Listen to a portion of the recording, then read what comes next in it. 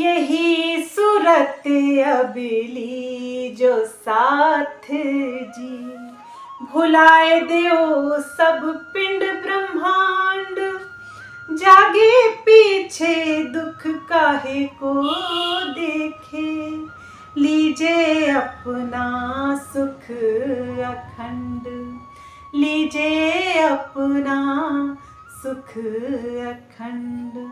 महामती जी कहते हैं, हे साथ जी, अब धनी के प्रेम में अपने शरीर अर्थात पिंड और संसार अर्थात ब्रह्मांड को भुला दीजिए, क्योंकि इस संसार का और शरीर का कोई अस्तित्व नहीं है।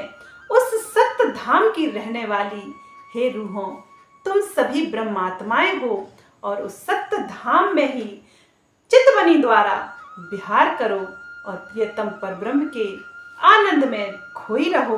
वे कहते हैं कि परम धाम के इस दिव्य ज्ञान से जागृत होने के पश्चात जानबूझकर मायावी दुखों को देखते रहने की क्या बात है और इससे लाभ भी क्या है।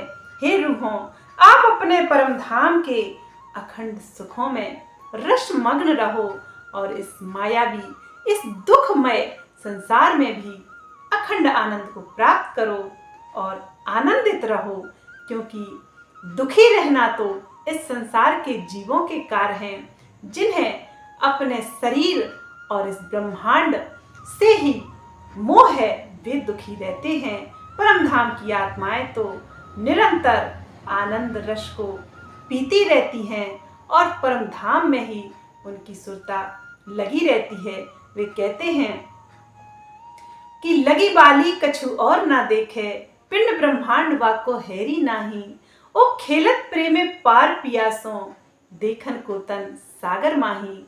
वे कहते हैं, इस दुखमय संसार से बचने के लिए एकमात्र साधन प्रियतम परब्रह्म के उस दिव्य नूरी स्वरूप में खो जाना और अपनी सुरता को चितवनी में लगाकर उस धाम में ही केंद्रित कर लेना। वे कहते हैं कि निस्दिन ग्रहिए प्रेम सो, श्री युगल स्वरूप के चरण, निर्मल होना याही सो और धाम वर्णन।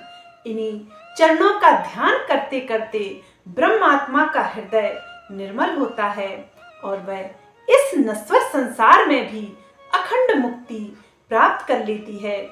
वह जीते जी मुक्त हो जाती है